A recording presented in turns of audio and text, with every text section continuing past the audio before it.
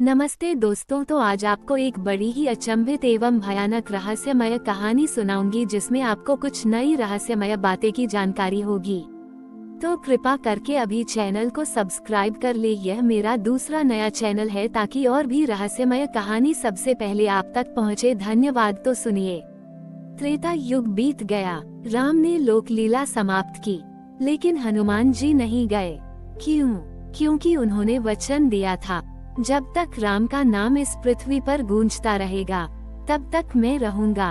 पर आज जब राम के नाम पर संघर्ष, व्यापार और अहंकार फैल गया है, हनुमान कहाँ है?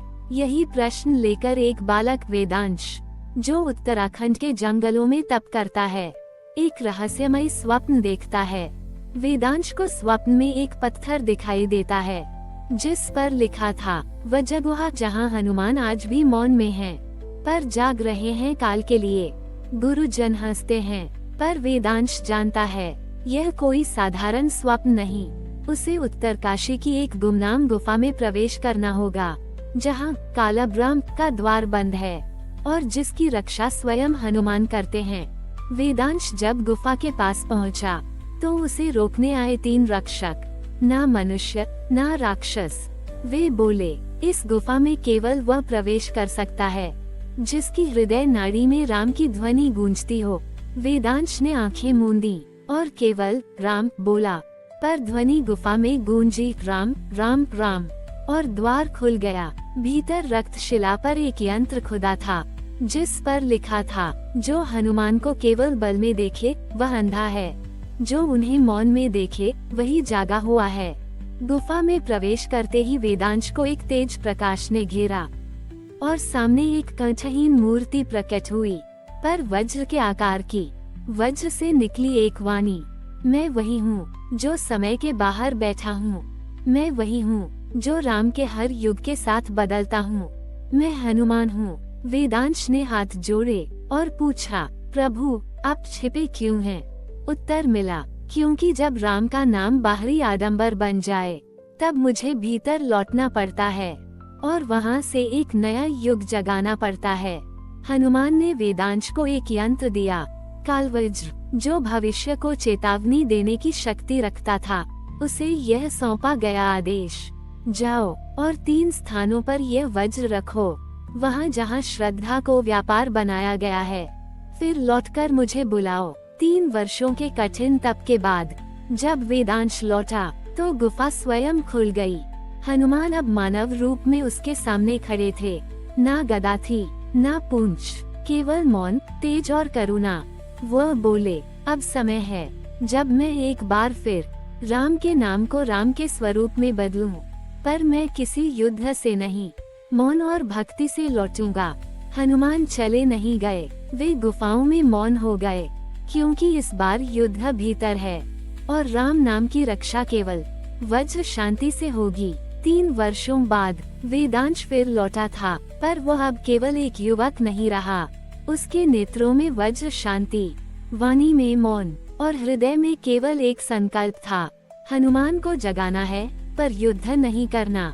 गुफा के द्वार पर पहुंचते ही गर्भगह्वर से एक प्रकाश पुंज निकला। वज्र का आकार बदल गया था, अब वह एक यंत्र बन चुका था, त्रिशब्द यंत्र। हनुमान जी ने प्रकट होकर कहा, वेदांश, ये त्रिशब्द यंत्र 3 ध्वनियाँ धारण करता है। एक वह राम जो केवल नाम है, दूसरा वह राम जो ध्वनि है, और तीसरा वह राम जो मौन है। वेदांश मौन रहा। तभी हनुमान ने पहली बार आंखें खोली, जो हजारों वर्षों से बंद थीं। उनकी आंखों में काल का इतिहास था। उनके नेत्रों से एक आकाशगंगा की धारा बहती प्रतीत होती थी। अब तुम्हें काल द्वार पर जाना होगा, जो कैलाश और सुदर्शन के मध्य एक अदृश्य रेखा पर स्थित है। वहाँ वह शक्ति छिपी है जो राम नाम को युगों से बांध रही है, और वहीं से मुक्ति प्रारंभ होगी। वेदांश ने पूछा, क्या ये युद्ध होगा? हनुमान मुस्कुराए, ये भीतर का युद्ध होगा, जहाँ तुम्हें खुद अपने ही अहंकार से टकराना पड़ेगा, तभी मैं तुम्हारे पीछे खड़ा हो पाऊंगा। सावधान रहना, त्रिशब्द यंत्र को केवल वहाँ सक्रिय करना, जहाँ राम नाम को व्यापार, सत्ता या भय में बांधा गया हो। अगर कहीं श्रद्धा शेष हो, वहाँ यंत्र मौन रहेगा। और फिर हनुमान ने अपना दाहिना हाथ वेदांश के सिर पर रखा। उस स्पर्श से वेदांश के रोम रोम में एक ध्वनि दौड़ गई, राम। पर वह ध्वनि कान से नहीं, अस्तित्व से सुनी गई। वेदांश अब एक साधारण सन्यासी नहीं रहा, वो अब उस पहले युग पुरुष की तरह चल पड़ा, जिसका मार्ग बाहरी दुनिया नहीं बल्कि भीतर का आकाश था। हनुमान अब वापस वज्र गुहा में नहीं लौटे, वे अदृश्य हो गए, पर उनका स्वर वेदांश के पीछे चल रहा था। कालद्वार त्रिशब्द यंत्र की पहली परीक्षा, जहां वेदांश को पहली बार अपनी चेतना के बाहर हनुमान के आदेश का प्रयोग करना होगा।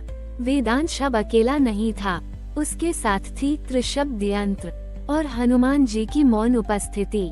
वो पहुंचा उस शिला पर जहां आकाश स्थिर लगता था, हवा नहीं बहती थी और समय जैसे ठहर गया था।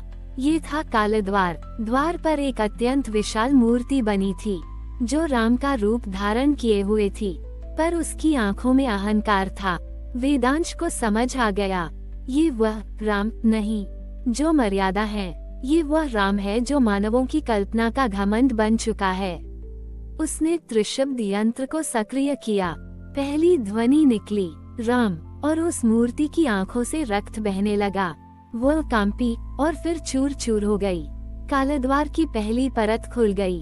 अब वेदांश पहुंचा एक दूसरी गुफा में, जहां चारों ओर राम नाम के पंडित, व्यापारी, तांत्रिक बैठे थे, पर हर एक के हाथ में सोने की माला थी और आंखों में भय। उन्होंने वेदांश को रोका, त्रिशब्द यंत्र छोड़ दो और केवल हमारा पाठ लो, यंत्र तुम्हें भस्म कर देगा।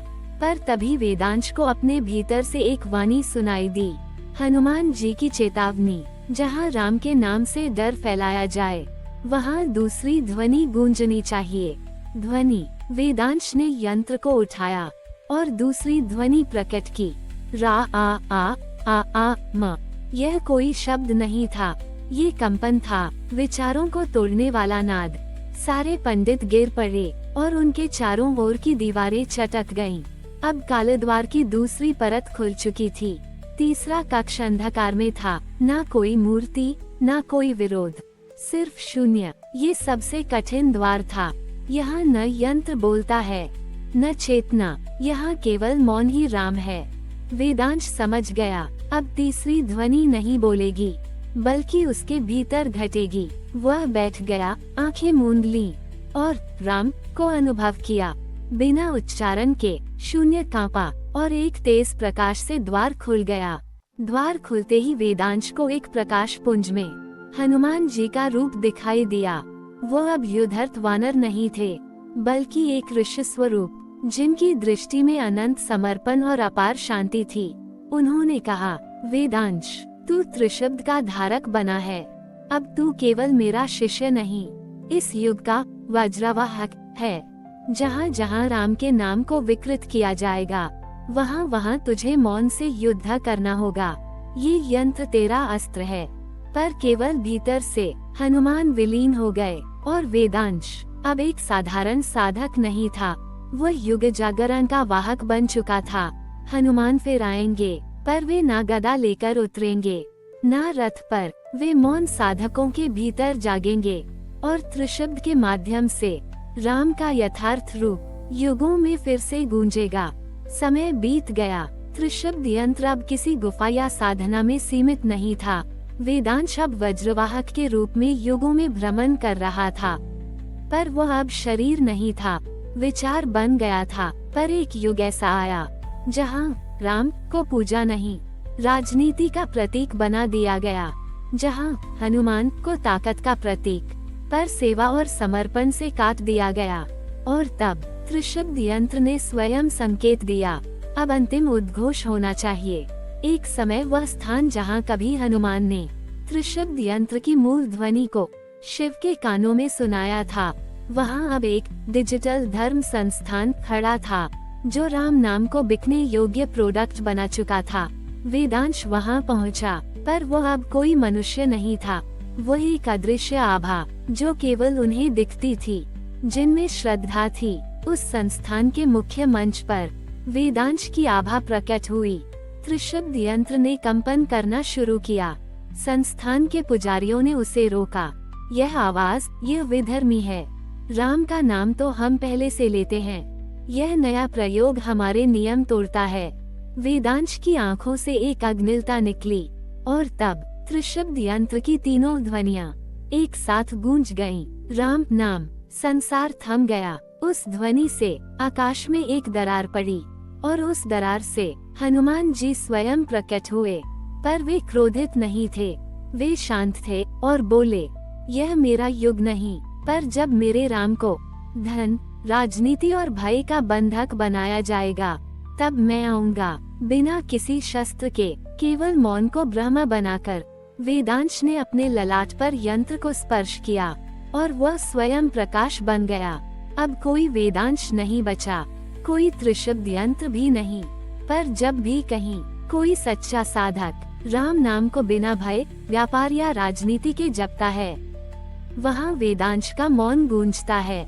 हनुमान अब किसी मंदिर में नहीं, वे अब उस हृदय में निवास करते हैं जहाँ राम का नाम स्वर नहीं, सत्ता नहीं, बल्कि मौन की श्रद्धा है। हनुमान को जगाने के लिए अब न मंत्र चाहिए, न मंदिर, केवल मौन ही पर्याप्त है। त्रिशब्द यंत्र के विलीन होते ही संसार में एक नई ऊर्जा व्याप्त हुई। कोई शब्द नहीं, कोई घोषणा नहीं, बस मौन की तीव्र गूंज। ये वही गूंज थी जो त्रेता में हनुमान ने अपने सीने में गूंजते राम को महसूस कर सुनाई थी। अब वही ध्वनि युगों के पार हर उस हृदय में गूंजती है जो निस्वार्थ प्रेम, भक्ति और त्याग में राम को ढूंढता है। वेदांश अब कहीं नहीं है, पर वो हर सच्चे साधक के भीतर है। जिस दिन कोई बालक राम का नाम न लज्जा से बल्कि आनंद से लेगा, वेदांश वही होगा। हनुमान अब मंदिरों में कैद नहीं, वो अब कर्म में राम, विचार में राम और सेवा में राम बनकर प्रकट होते हैं। जिन्होंने राजनीति से परे धर्म को सेवा समझा, वहीं आज भी हनुमान अपने वज्र से काल के जाले तोड़ रहे हैं। जिसे राम पर विश्वास है, उसे हनुमान की प्रतीक्षा नहीं करनी पड़ती, वो पहले ही उसके पास होते हैं। हमारी और भी आध्यात्मिक एवं अनोखी कहानियाँ देखने के लिए हमारे चैनल पर जाएं तथा धार्मिक एवं पौराणिक अनोखी कहानियाँ हमारे चैनल पर है। कृपया जाके देखें तथा हमारे चैनल को सब्सक्राइब करके रखें और वीडियो लाइक जरूर करें। धन्यवाद।